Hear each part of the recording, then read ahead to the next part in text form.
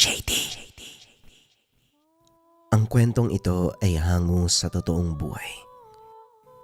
Mula ito sa isa nating kabayan na itago na lamang natin sa pangalang Rosel. Taong 1993, Siquijor. Nang mga panong ito, maugong ang usapan tungkol sa kulam o sa lason na tapik. Hindi pwedeng magtiwala kahit kanino dahil ang simpleng tapik pwedeng magkarga ng karamdaman na maaari mong ikamatay. Lumiban si Rosel sa pagtatrabaho sa takot na matulad sa kasamaan. Natuklasan na kinulam matapos ang mahabang panahon pag-inda ng hindi matukoy na sakit. Nasawi bago magpasuri sa manggagamot. Sa puntong ito, kasalukuyang nasa bayan para bumili ng mga kakailanganin sa araw-araw. Si Nanay Lydia lamang ang lumabas ng sasakyan. Si Rosel ay nanatili sa loob. Tanaw sa bintana ang siksikan ng mga tao. Napapabuntong hininga sa tuwing may nakikitang nagkakamayan o tumatapik kahit halata namang magkakilala. Okupado ang isipan ng binata tungkol sa kulam na tapik. Hindi naglaon, napasigaw ng bigla ang may humawak sa balikat. Kabadong-kabado, pinagpawisan. Nakainga ng makilala, ito si Anton na kaibigan niya. Masyado ko namang natataranta. Ilang araw ka nang lumiban sa trabaho Natatakot ka pa rin ba? Wika ni Anton. Nagmamadali itong sumakay. Malamang, sino bang makakapagsabi ko may sumpa o wala yung tumapik sa'yo? Ulitin mo pa yung ginawa mo Malilintikan ka sa akin. Ay sus, matatakotin ka lang talaga. Huwag mo kasi masyadong isipin. O sige, muna na ako May dadalawin pa ako dun sa kabila Sinunda ng tingin. Pagdating sa unahan may nakasalubong nakakilala. Kinilabutan si Rosel nang makitang tinapik ang kaibigan. Makikita naman sa kilos na malapit sila sa isa't isa, pero iba ang kutob ng binata. Makaraan ang ilang sandali. Bumaba si Rosel ng sasakyan upang ikarga ang pinamili ng ina. Habang isa-isang ipinapasok sa sasakyan, panay tingin sa paligid. Agad didistansya kapag may magtatangka sa paglapit. Hindi nagustuhan ng ina ang kilos dahil lahat na lang ay binibigyan ng kahulugan. Pinagsabihan pero ang dahilan ng binata, mainam ang maging alerto kaysa sa magsisi. Naging ganon si Rosel sa loob ng ilang buwan. Saka lang kumakalma nang hindi na marinig ang usap-usapan sa kulam. Hinikayat ng ina na bumalik sa trabaho. Nang makabalik, biniro si Anton sa pamamagitan ng pagtapik sa balikat. Gulatang binata, ginawaran ng suntok ang kaibigan, nakailag naman. Akala ko hindi ka na babalik Kumusta ka pala? Ilang buwan ka ring nawala Siguro mabuti pang puntaan mo sa bus dahil galit na yun. Kunot noong tumitig si Rosel. Kumpara noon pumayat ang kaibigan. Pagod ang mga mata. Mahina ang kilos. Aniya may sakit sa baga kaya nagkaganon. Tumango ang binata pero sa isipan iba ang dahilan. Pag-akyat ng opisina ng amo, masamang balita ang sumalubong. Tinanggal sa ilang buwan na pagliban. Kahit anong gawin hindi na mapakiusapan. Bago pinalabas. Nag-abot ng kaunting pera sabay tapik. Pagbaba, sumalubong ang malapit na kasamaan. Nalulungkot sa pag-alis ng binata. Nagkayayaan pang mag-inuman bilang paalam kay Rosel. Sa kalagitnaan ng tagay hindi maiwasang maging malikot ang mga kamay. Hampas dito, hampas doon. Tapik dito, tapik doon. Lalo na sa tuwing may kwento na may kasamang aksyon. Nawala sa isip ni Rosel ang bagay na ito dahil sa kalasingan. Pagkatapos ng kasiyahan, Kanya-kanya sa pag-uwi ang magkakaibigan. Kinabukasan nakaramdam ng kakaiba ang binata. Normal ang sakit sa ulo at bigat ng katawan matapos may masmasan sa pagkalasing. Subalit may iba pang napansin si Rosel. Kumakalamang sikmura na kahit anong kain ay hindi maibsan. Walang kabusugan. Ilang bandehado ang nakain pero kumakalam pa rin. Linggo ang lumipas. Nagbago ang pisikal na anyo. Pumayat. Palaging pagod. Magagalitin kahit sa maliit na bagay. Nagreklamo na rin ang ina. Hindi na masabihan ng maayos ang binata. Nauuna ang galit at palaging sumisigaw. Humantong sa punto na nawalan ng respeto. Basta na lang nagbubuhat ng kamay. Oras-oras nagugutom. Kung mauwaw ay sobrang dami ng galon ng tubig ang iniinom. Napapadalas pa ang paghahanap ng hilaw na karne. Rosel, ano bang nangyayari sa iyo? Inaaswang ka ba? Ang karne na lulutuin ko sana, nginangat-ngat mo kahit hilaw. Ay Diyos ko, ano ba nangyayari? Naubos ni Rosel ang karne na sana ay isasawg sa pansit. Nagpatuloy ang kondisyon ng binata hanggang sa araw na kumalma ang kalagayan. Biglang bumalik sa normal na para bang kakagising lang mula sa matinding bangungot. Nagtataka kung bakit pumayat. Naibahagi ng ina ang nangyari. Hindi makapaniwala na ganon ang kilos sa nakalipas na linggo. Nako kung alam mo lang, kamuntikan pa kitang dalhin sa simbahan para ipasuri. Parang sinapian ka ng ibang kaluluwa. Nakita mo ba yung mga pasana ito? Ikaw ang gumawa niya. Pinagbuhatan mo ko ng kamay. Tulalang napatitig si Rosel sa ina. Sa braso, sa muka, sa leeg ay puno ng pasa. May bakas pa ng suntok at sakal. Maging siya ay sinumpa ang sarili sa ginawa. Pinalampas ng ina dahil naniniwala ito na may pinagdadaanan ang anak. Nang makapag-isip-isip ang binata, hindi matahimik nang maalala ang tungkol sa tapik.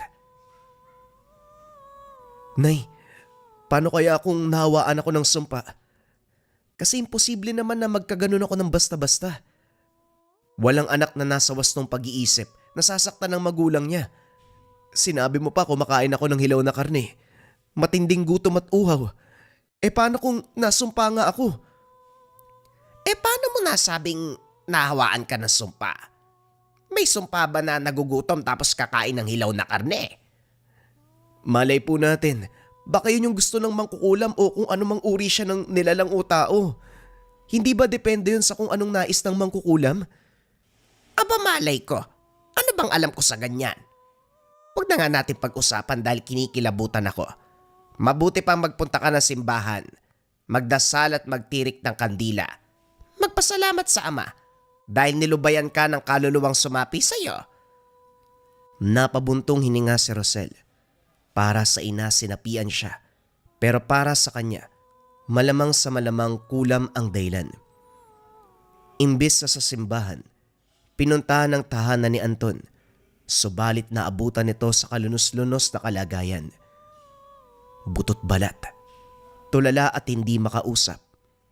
Ang sabi ng kapatid, linggo na magmula noong bumagsak ng gusto ang kalusugan.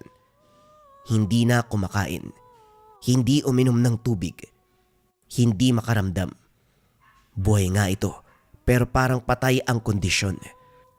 Ito ang dinala sa albularyo. Unang tingin pa lang alam na kaagad ang kalagayan. Bakit ngayon lang dinala ang binatang ito? Malubha na ang karamdaman. Kaunting panahon na lang pwede nang lagutan ng hininga. Ipasok nyo. Ako ang bahala. Wika ni Mang Puloy, ang albularyo. Kumuha ito ng isang baso ng tubig, dahon ng puyo, itak na yari sa kahoy. Nang maipwesto si Anton, sinimula ng orasyon. Pinaikot-ikot ang kamay sa ulo ng biktima, inutusang pumikit. Nang magmulat sumapi ang kaluluwa ng mangkukulam. Sa puntong ito, samot-saring masasakit na salita ang namutawi sa bibig. Sinasakal ang sarili. Nais patayin si Anton. Natigil lang ng hampasin ng buyo. Sino ka? Magpakilala ka. Sabihin mo ang kasalanan ng taong ito para kulamin mo. Wika ni Mang Puloy. Galit ako sa taong ito. Masama siya. Mapanlamang mapanlilang. Pinagdiskitaan ako kaya gumanti ako. Sa anong paraan siya naging mapanlamang, mapanlinlang? Ibahagi mo sa akin upang maunawaan ko. Bago pa lang ako sa trabaho. Pero ako na ang palaging pinagdidiskitaan.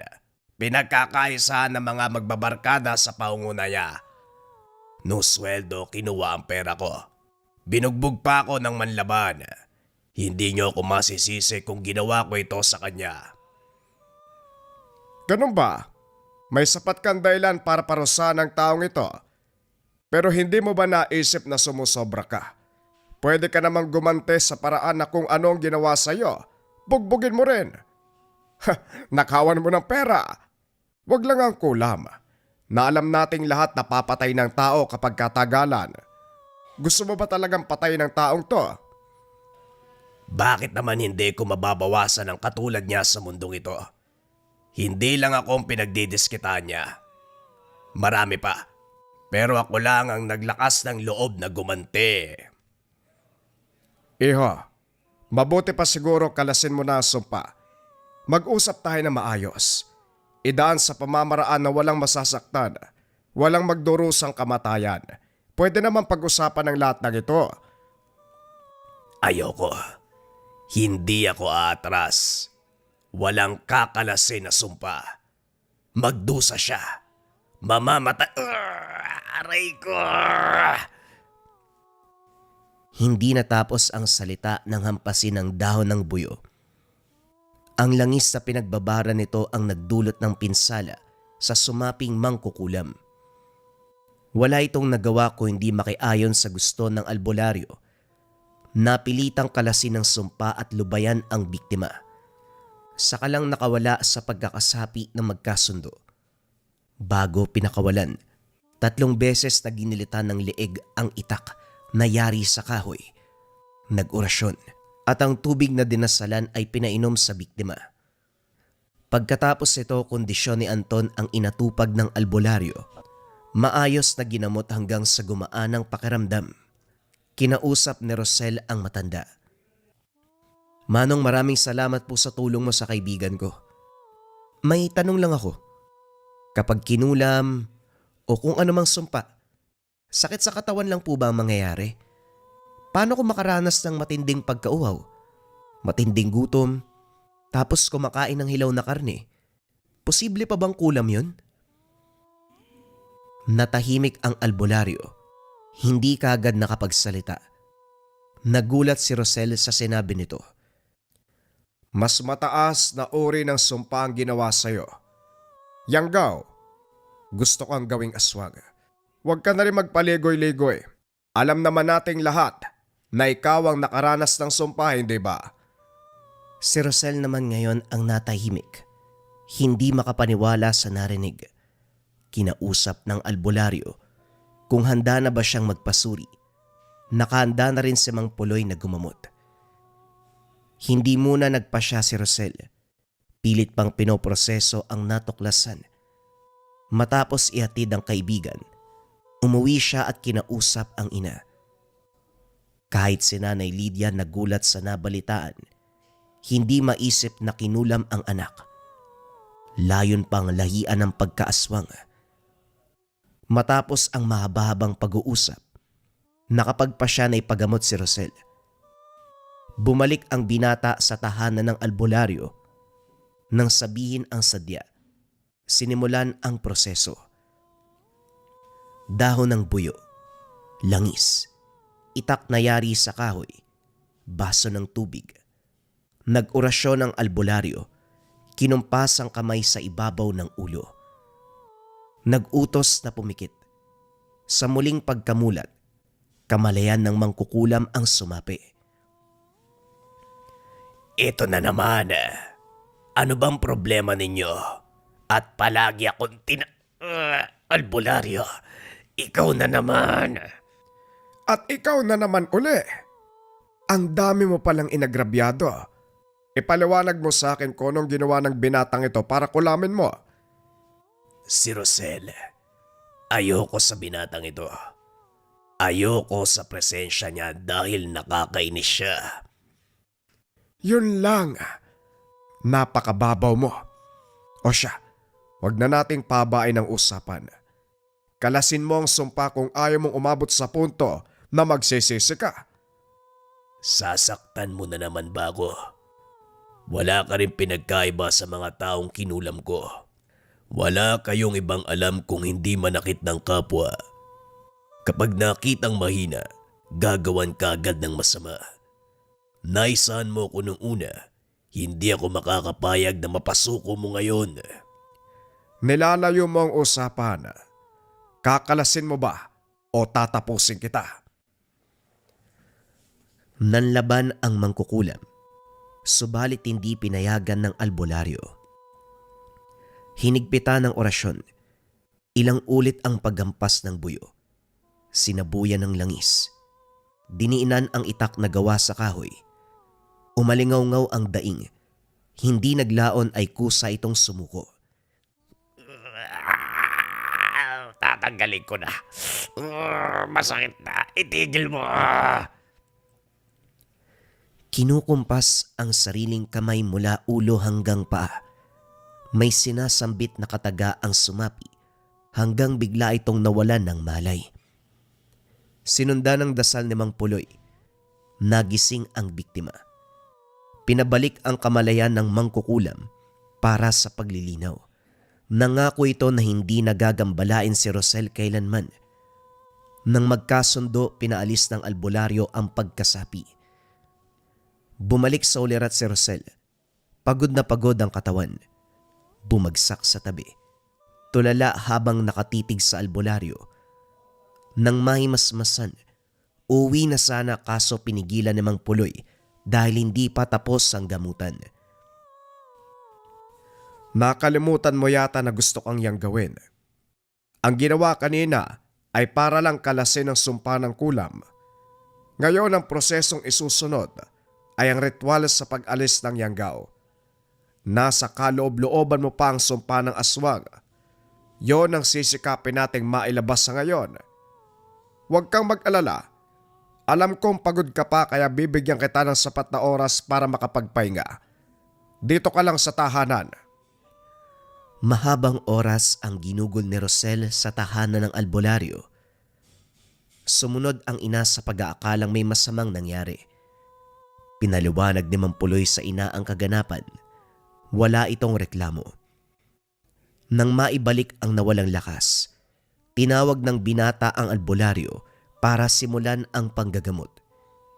Pinainom ng langis. Sumambit ng orasyon. Sa bawat ampas ng dahon ng buyo, may gumagalaw sa kaloob-looban. Sa muling hagupit, may kusang umakyat sa lalamunan. Hindi naglaon iniluwa ang maliit na bato, kasing liit ng munggo.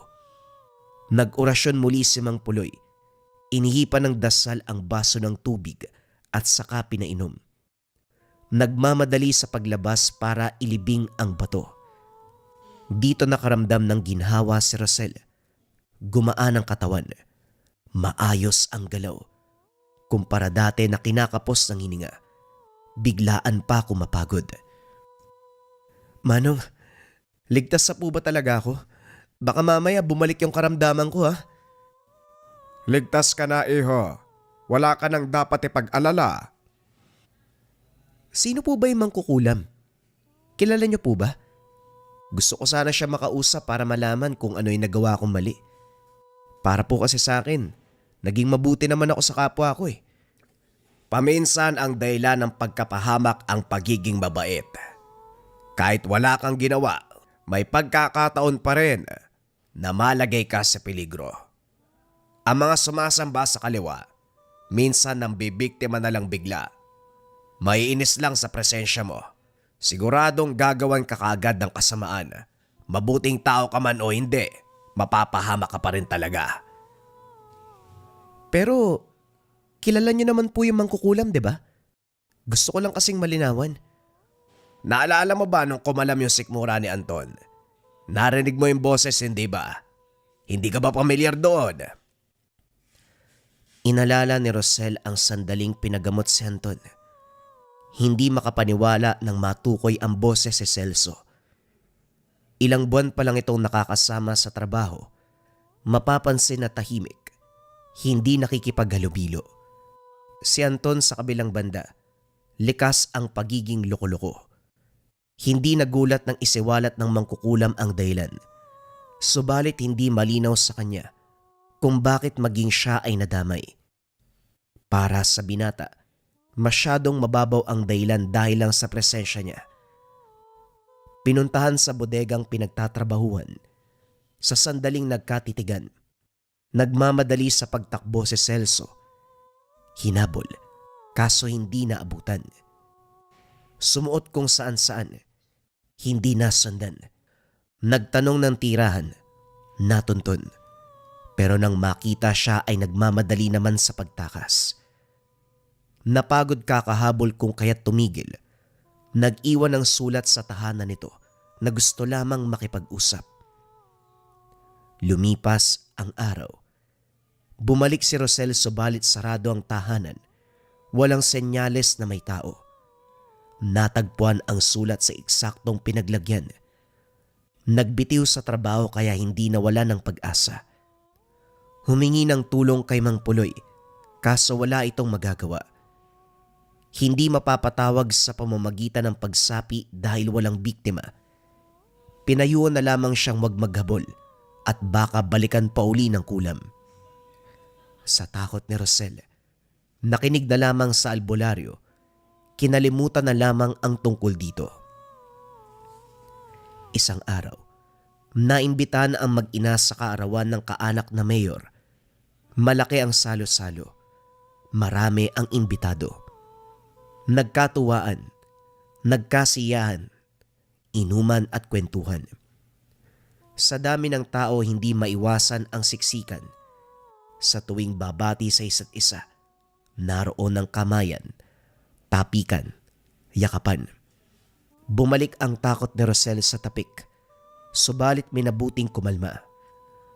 Nakisabay sa agos ng kaganapan, nakihalubilo sa mga tao kahit hindi kilala. Maayos ang lahat. Lumipas ang oras na walang problema.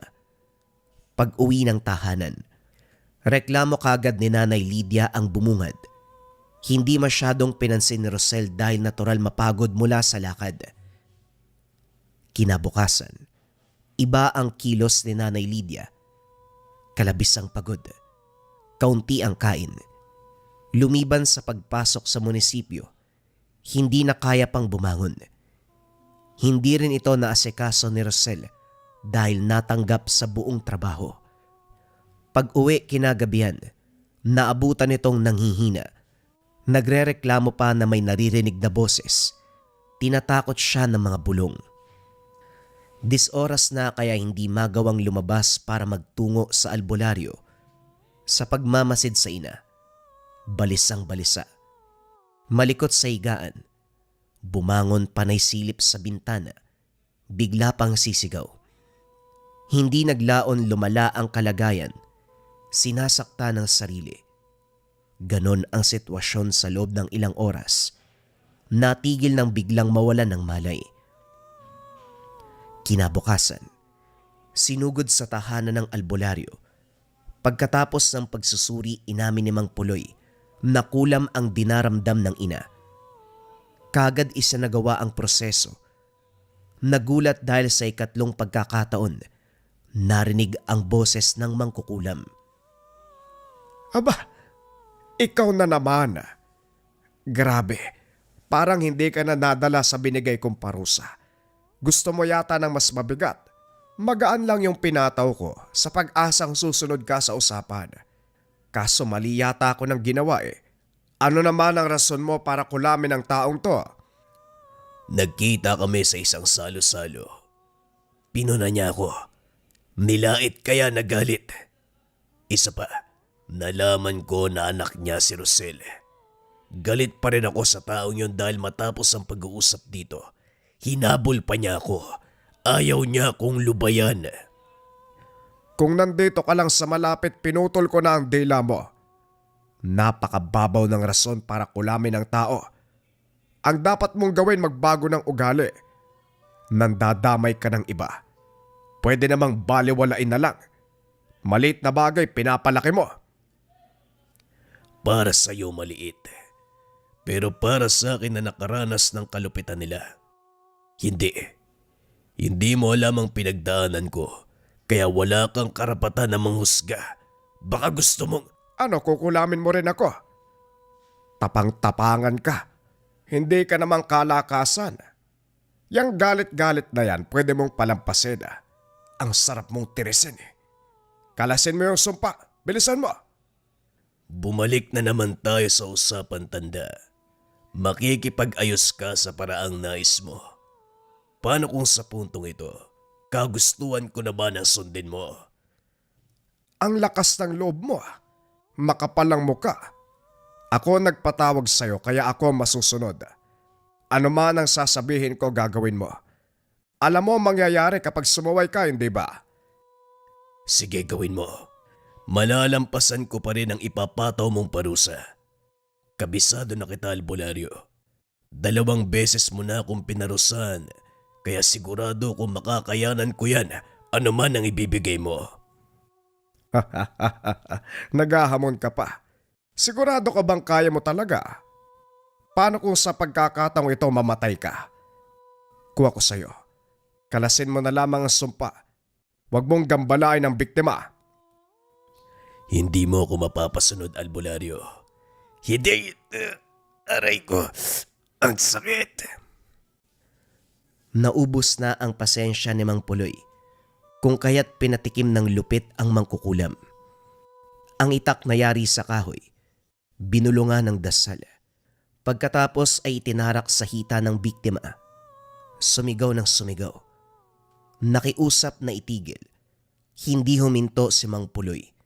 Hanggang sa hindi narinig, nakakalasin na ang sumpa. Oo na. Tatanggalin ko na. Kakalasin na. Tama na. Masakit na. Talagang masakit yan dahil nagmamatigas ka. Ano? Kakalasin mo ba o papatayin kita? Sa puntong ito, hindi mapigilan ang galit ni Mang Puloy. Ngunit napilitan ang mangkukulam na tanggalin ang sumpa. Pagkatapos ng ritual, nagmulat ang ina ni Rosel. Nakaramdam ng pagod. Pinainom ng tubig at kinargahan ng dasal. Pagkatapos ng lahat, napansin ni Rosel na naghahanda ng patalim si Mang Puloy. Nagbalot ng apog sa dahon ng buyo. Sumabay ito sa pag-alis nila pero lumiko sa kabilang daan. Dumiretso na rin sila para makapagpahinga ang ina. Makaraan ng ilang oras, binabagabag si Rosel sa ideya na may gagawing masama ang albularyo. Nang masiguradong maayos ang kalagayan ng ina, nagmamadali sa pagsugod. Walang ideya kung saan tutungo. Tinahak ang daan na binagtas ni Mang Puloy. Lumusot siya sa bahagi na malawak ang talayban. May nag-iisang tahanan sa dulo. Malayo pa pero tanaw ang figura ng matanda. Nakakubli sa mayayabong na halaman. Hindi naglaon dahan-dahang pumuslit sa loob. Lumapit si Rosel upang malaman ang magaganap. Napaigtad ng makarinig ng kalampagan. Tumago sa dingding si Celso. Nagmamakaawa na wag saktan. Subalit makikita sa pagbumuka ni Mang Puloy ang kagustuang makapatay. Mabuti na lamang naisipan kong dalawin ka. Naabutan pa kitang nag-oorasyon. Sino na naman ang balak mong kulamin, ha? Marami ka bang kaaway o talagang hilig mo lang na kumulam ng kung sino-sino? Sa tuwing tatanungin ka, dami mong rason. Hindi na tugma ang ilan. Ano ba talaga? Lubayan mo na ako. Ano bang kasalanan ko? Hindi naman kita binibiktima. Loko, wag mo ko sigawan. Hindi mo nga ako biniktima pero ako ang albularyo. Sa akin lumalapit ang mga tao. Nakakaawa ang mga yon. Kinula mo sa hindi makatarungan na dahilan. Wala ring silbi kung bubuhayin ka pa dahil uulit ka lang. May iiwan ka bang huling salita? May kaanak ka ba na gusto mong magpaalam? Manong, patawarin mo ko. Pangako hindi na ako ulit. Hindi na talaga. Wag mo lang ako patayin, pakiusap. Hindi mo na ako madadaan sa ganyan. Wag mo na ako subukan. Hindi ito maaareglo. Ikaw na mismo ang nagbatigas. Paikutin mo lang ako sa salita. Kaya para maiwasan ang pambibiktima, tatapusin na kita. Walang nagawa si Celso nang batuin ng dasal. Hindi nakapalag ang pangontra ng orasyon. Masyadong malakas ang puwersa ng salita ni Mang Puloy. Ilang sandali lang nangisay ang lalaki. Nalagutan ng hininga. Napatanda ng krus ang albularyo. Sinabuyan ng langis. Sabay bigkas ng orasyon. Pagkatapos ito, pasimpleng hinila papasok ng tahanan ang katawan. Lumakad ng walang lingon. Kinilabutang sumunod si Rosel sa albularyo. Saka lang ito nagsalita ng makarating ng bahay. Anong may paglilingkod ko, iho? Nagulat ka ba sa ginawa ko kay Celso? Manong, paano yung natunto ng tahanan ni Celso? Kilala mo ba siya? Hindi. Unang beses ko lang din siyang nakita. May pamamaraan ako para matunto ng kinalalagyan ng kalaban. Nasaksiyan mo ang kaganapan, hindi ba? May bala ka bang magsumbong sa otoridad? Labas ako sa anumang ginawa niyo, Manong. Hindi ako mangyangialam. Kung ginawa niyo lang yun para sa ikakatahimik ng lahat, maraming salamat po. Ilang tao na rin ang biniktima ni Celso. Masama man ko ituring pero nararapat lang yun sa kanya. Tumango si Mang Polio. Umuwi na rin si Rosel. Gayunpaman, hindi makapaniwala ang binata sa kinalabasan ng lahat. Ang simpleng takot, nauwi sa malatrahedyang kaganapan. Nanumbalik ang saya ni Rosel at Nanay Lydia matapos ang gamutan. Kahit wala ng karamdaman, bumabalik sa tahanan ng albularyo para magpasuri. Sa awa ng Diyos, normal naman ang lahat. Kaunti na lang mapapraning na ako eh. Kumalma kayo. Hindi mabuti ang mag-isip ng ganyan. Ang labis sa pag-iisip, masama din sa kalusugan. Huwag kayo mag-alala, nandito naman ako. Handang makipaglaban kapag may mambibiktima. Kahit ang binata, natatawa sa sariling kilos.